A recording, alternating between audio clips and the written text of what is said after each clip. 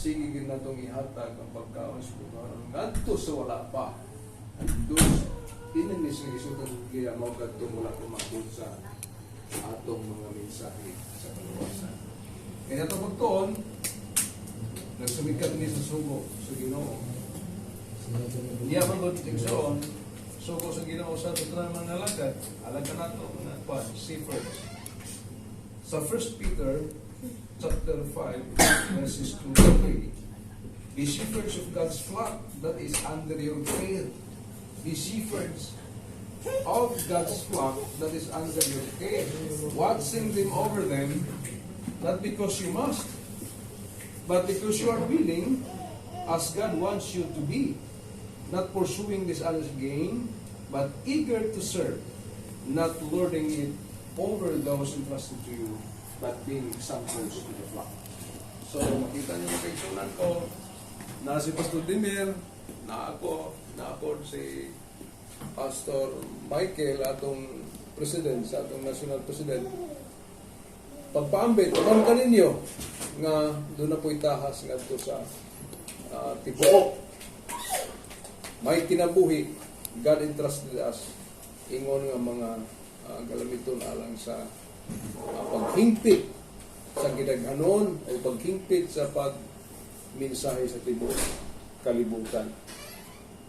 Pagtuon, igsoon, ganitong pagtuon, balik survey, balik review, no? Kidugan natin na sayon, kining kasiguruhan sa kaluwasan, na ibalo na ito, ibalik-balik na ito, igsoon, tungkol kay importante ni, nga mo naman sa pagligong pag-ayos ng kasing-kasing, as foundation, nga mawala ang atong pagduha-duha, mawala ang atong kahadlok, tungkol kay naaman ng Diyos. Ang titulo sa pagsubutan, knowing you are saved. No? Pagkahibalo, kita giluwas na sa Ginoo. Nasayod naman ta niya na 2,000 years ago, Christ in His ministry, and His actions of His salvation to us as sinners justified by offering of His own blood. Nga, yung gitubo ng iyong mga tinunan diya sa buhat 2028. Kinsa man to yang gipabantayan, yang giluwas ang aming dugo. Sumala sa buhat 2028, mauman ang iglesia sa Dios. Muna magsunod ko niya kita, ang atong tema igsoon ini pagtuon, ang Dios gusto ang magtutuo, magkinabuhi uban sa pagsalig, may kasiguruhan diya sa iyong pagkaluwas. Tungod kay pumungi kayo nga mapangutana sa kagalingon, labi na niya ito wala pa maka-review, wala pa makasinati sa kagalingon, relasyon nga ito sa kaluwasan niya sa Diyos, pinaginigong si Kristo. Ako baka ay luwas, am I really saved? Mga ganyan pangutana, kumun din nga pangutana, bisan pa gani sa nagsimba na, sige nag-attend ng mga church gatherings, worshiping, time of worship na asya. Kung dili din mawala, ang iyang pagduha-duha, kung saan makini, iluwas na pagkakita. Pero ang balang kasulatan igsoon, naghisgot, nagsulti, nagpadayag, nga sigurado igsoon, these things have I written unto you, that ye may know that ye have eternal life. Inimanguta na akong gisulat, ngadto kaninyo, nga kamo masayod, nga kamo adunay kinabuhing walay katapusan. So gihatag assurance. So dito magka-goal. So kini ang balang kasulatan nagsulti yun sa 1 Juan 5:13. Ang Dios dili buot nga ang iyang mga anak mabuhi diya sa insecurity. Kanabang way kasiguruhan sa pagkakini. Gusto niya nga pinagi siyang pulong as he revealed, masaligo ng atong kasing-kasing. Kaya sa pagsalig sa imong kasing-kasing, ang Diyos nagluwas, naghatag og kinabuhing walay katapusan, malipayon ka. You are a stress-free life. You have a stress-free life. So meaning, Dili magkakulang yung kasing-kasing. So you are acting or you are serving God, you are serving others happily, joyfully. Muna sa iksoon, muna tumong sa itong pagtuon. Tungod kay, sayang man atong kasing-kasing nga siya ay pagduwa-duwa, siya ay kabulanan. He wants us to live confidently, joyfully and assuredly, because our salvation is His work, dili sa ato. Now, salvation, buhat sa Dios, o dili lang sa ato. Ano sa mga ato? Ang ato obedience, mo atong buhat. Ang gasa sa kaluwasan, iya gyud sa amahan. God, for God so loved the world. So ang Dios tungod sa iyang gugma, iyang ipadala iyang bugtong anak. Ang tanan mo to, they may have life. They have obtained everlasting life. Kini atong diskutan ng John, the possibility of assurance. Posibilidad sa atong assured. No? The basis of assurance. Unsa man gid ang basis? The Word of God. Then the evidence of assurance. Ang mga pruiba o kita may kasiguruhan. And the enemies of assurance. No? Doon na tayo mga enemies niya na the path to strong assurance. Ang possibility sa assurance, in John 5:13, sa ato nang iskutan as sa atong opening niya, that ye may know. So na ay assurance, nga kita masayon, kita dili ma-innocente. O sa atong assurance ikson is not arrogance. So sa atong makasing-kasing, gidawat nato, hindi wala tayo pagbaduha, wala tayo mga pagsupak tungkol kay. It is plainly revealed in the Word of God. So ang Diyos mismo nag-reveal. Nasayad na ikson nga ang Word of God, diya lang sa John 1:1, nasayad na to, in the beginning was the Word was with God, and the Word was God. So the confidence sa tanang mga nagtuo sa Ginoo, ang iyang pulong kay siya, uban sa pulong, ug siya mismo, ang pulong mismo, Dios. Munang, the manual of life, the strength of life, nagsumikad diya sa imong pundasyon sa pagtuon sa pulong sa Ginoo. Munang sa tanang panahon, we are all given instruction to review, to memorize, even the text or the verses, to memorize, to meditate day by day the Word of God, aron kitang tanan masangkap tungod kay ang tanan nga pulong sa Dios gihatag niya aron kitang tanan mamahimpit diya sa atong pagkinabuhi. Muna makaigsunan ko, unsa man nakahatag ka natong kalig-on, nganong ganahan magkita magtuon, tungod niya ng assurance, tungod niya ng everlasting life. Kaya kung nato palapdan igsuon ka ng everlasting, duha ka nakabahin. Everlasting, uban ka sa Dios, everlasting nga separated ka ngadto sa atong buhi nga Dios.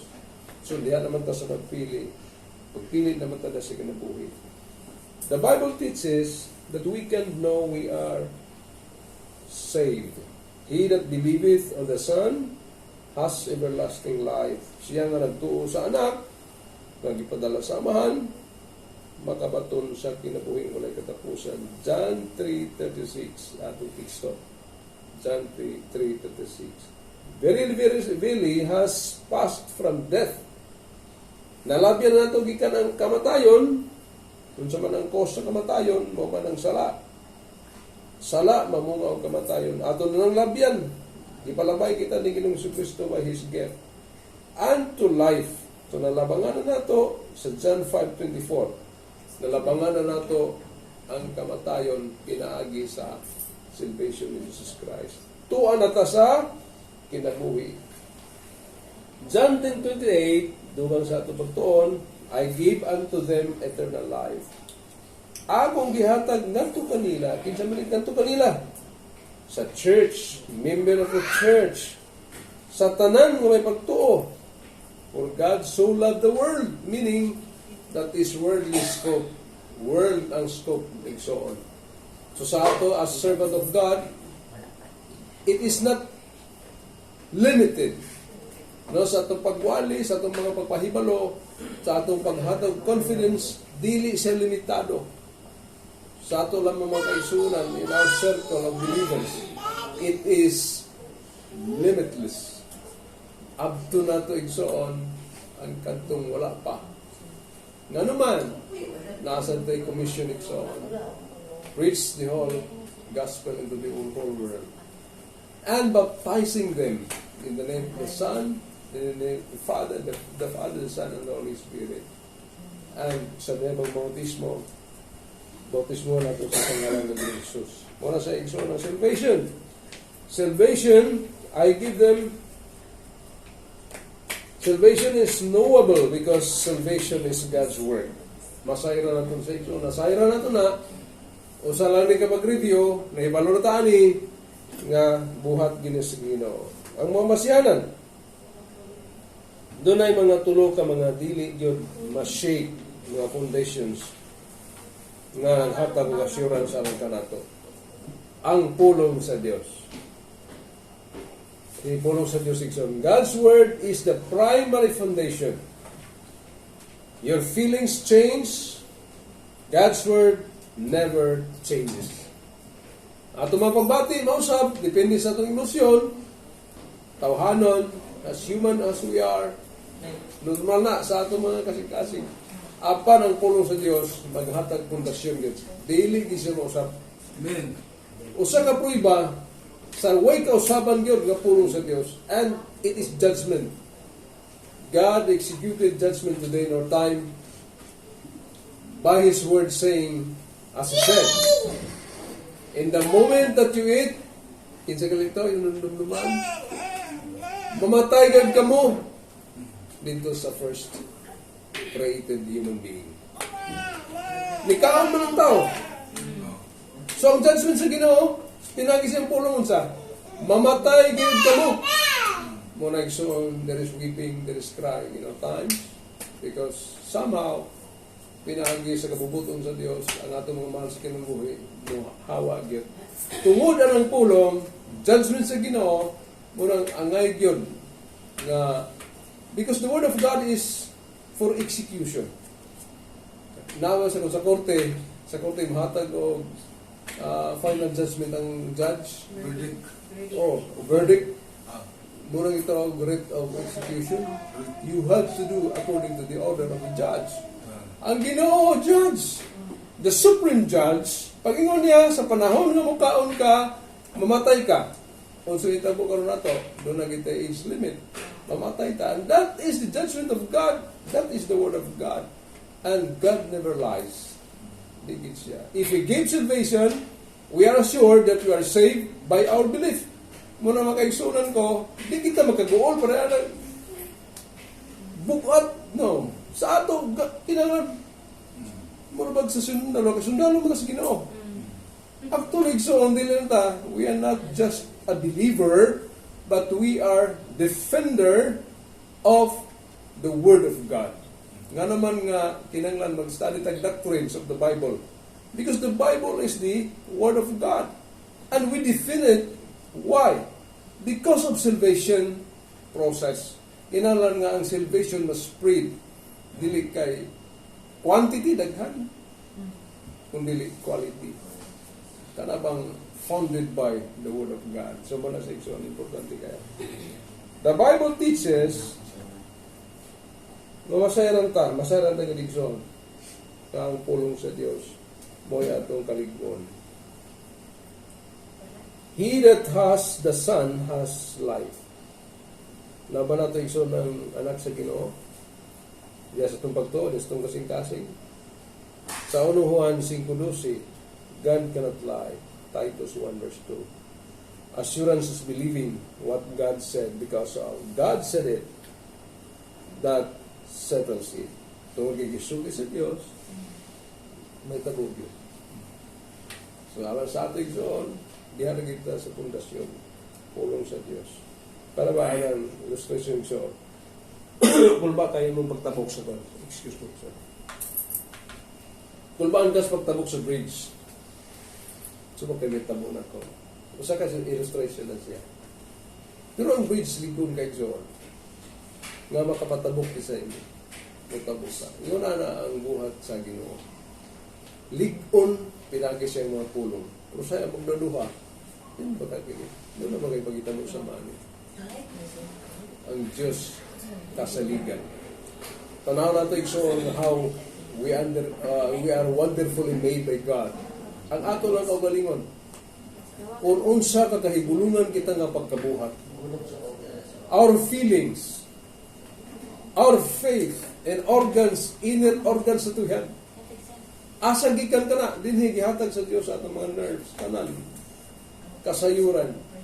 Wala kita sa itong kidney, but we believe that there is kidney in our inner senses.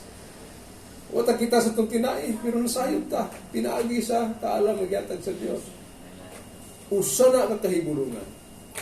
Panahon nga gutomon ka, you need something for you to eat.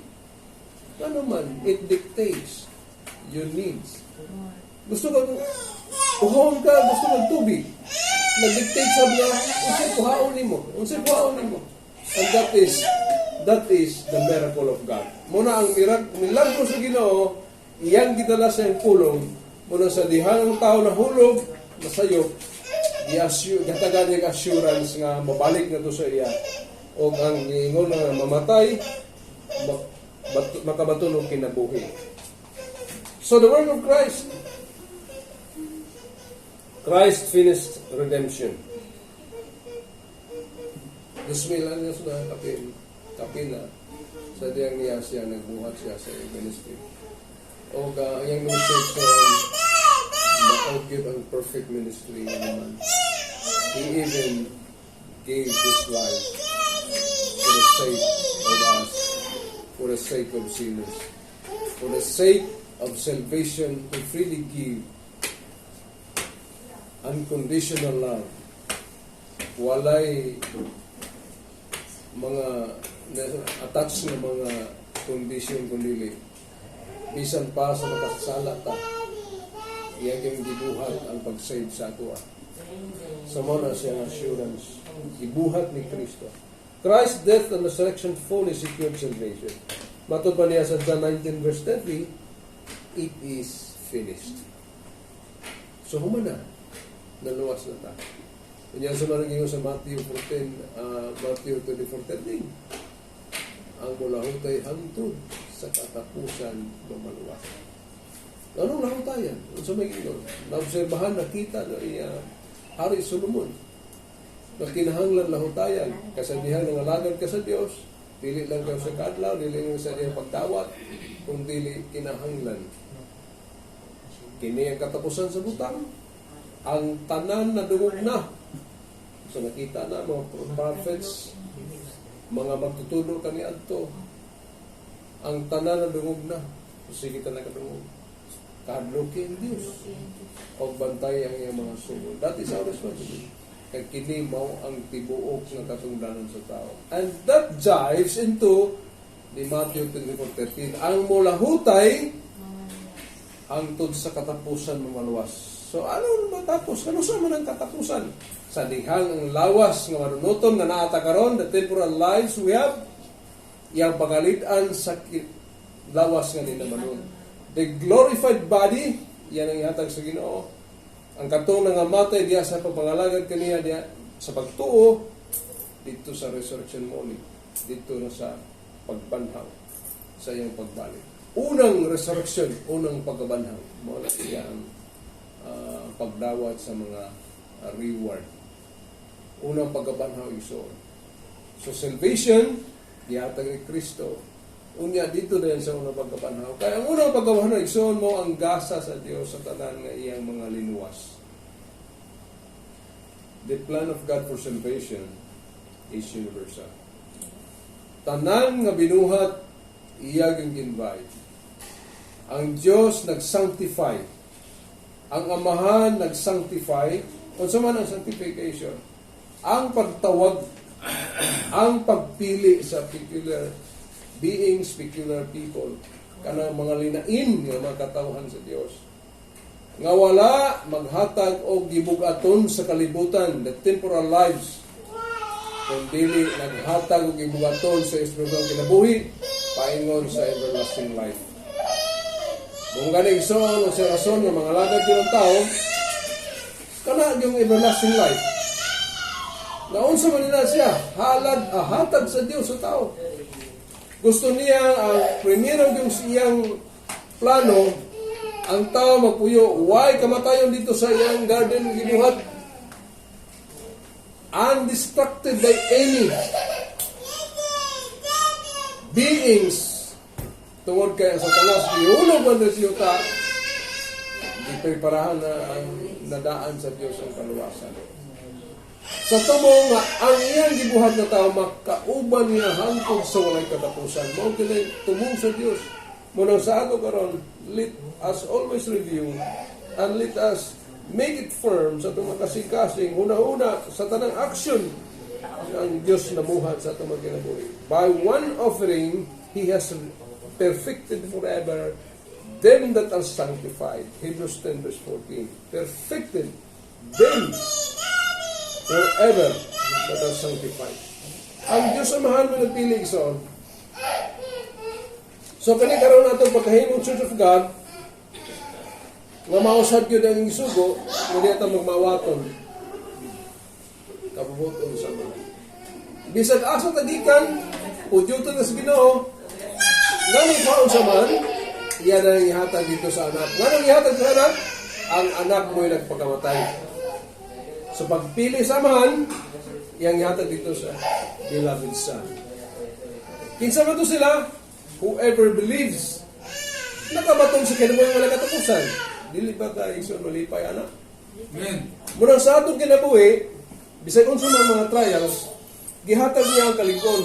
Tinagi sa pulong kay moabot gyud ang everlasting. And sa ato nakita karon, according to Matthew 24, we are now living in perilous times. Mga kakuyaw nga panahon. Dili niyo masabtan, people are lovers of money, lovers of themselves, rather than lovers of others, and rather than lovers of God. Nahanaw na ang gugmang ato sa Diyos, nahanaw na ang gugmang ato sa katawhan, tanan, kung dili, personal. Kapag mahal ang personal. Personal intent. Forgetting all the heavenly purposes of God. This is perilous time. Makuyaw kay igsoon ato katilingban karon. Lakaw-lakaw kas kali, hindi ka masayod. Mati ay, it is your end. Tungod sa mga dilim mayong buhat sa mga nasa palibot. And muna sa Matthew 24, nga, muna siya ang perilous times. So, gi-kwalanta, gi-pasidanan ta sa Ginoo.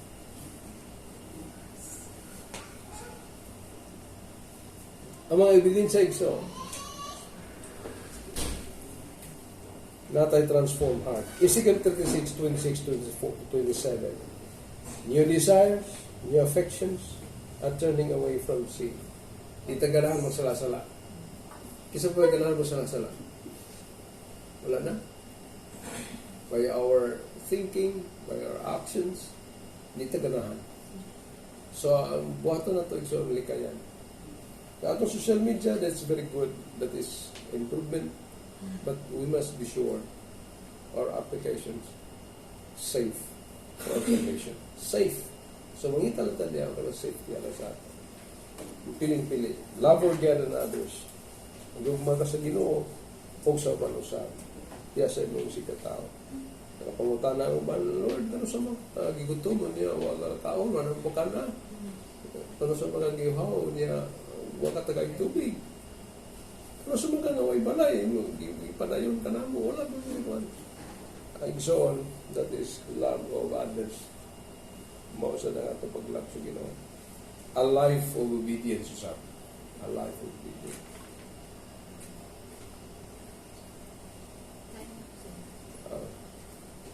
Pag-ison ko, paano mag-inig ka naman? Asayra na mag-ilang ito ang the whole, the package of salvation. Since daghan pa kayo nandam ng mga word ni Pastor, ng motiwa sa amin. tiniwasan tani mo pero that time does not permit. Gusto po kayo tanan na lang itong isutan. Yan, lukaon mo, nakangpaso na taas po na yan. Murang ato lang ikon, things to ponder sa atong mga kagalingon. We are saved by God, we are sure for salvation. Watay kagol, na nato ang kalipas sa kasing-kasing, we joyfully get together, worshiping God. Unya, ato lang i-spread nga to sa upa. Alas tanan na minaw sa, tanan nga makabir sa pagluminaw sa pulong sa Diyos. Ang atong pagtuo, atong paglaom, naragil kang Kristo, naragil sa abahan. Siya in creation time, ang purpose niya alang yun sa atong kalipay. In the end, para sa itong everlasting life. Thank you and happy Saturday. Amen.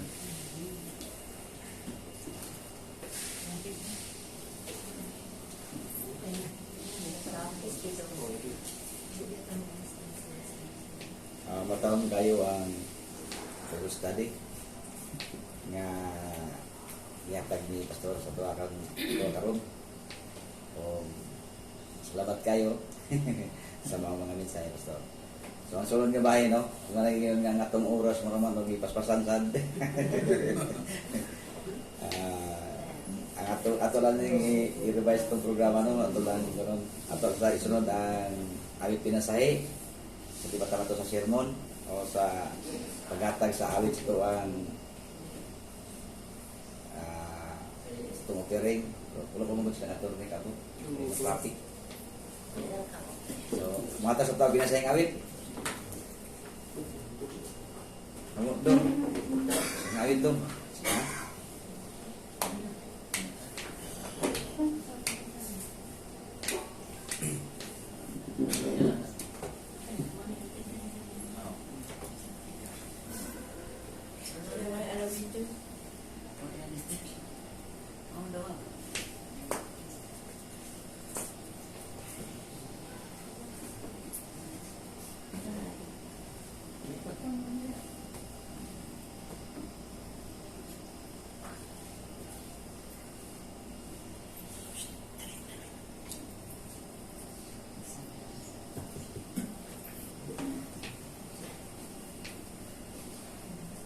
Chris.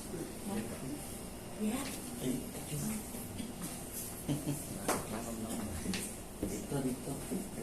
Dito pa. Wala lang po itong kagawin. Siya may kasakit.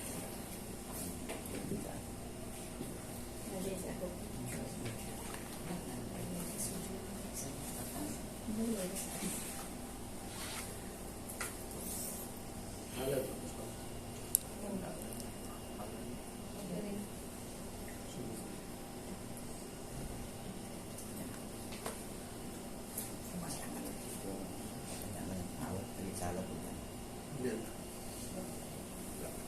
Siya sa bus.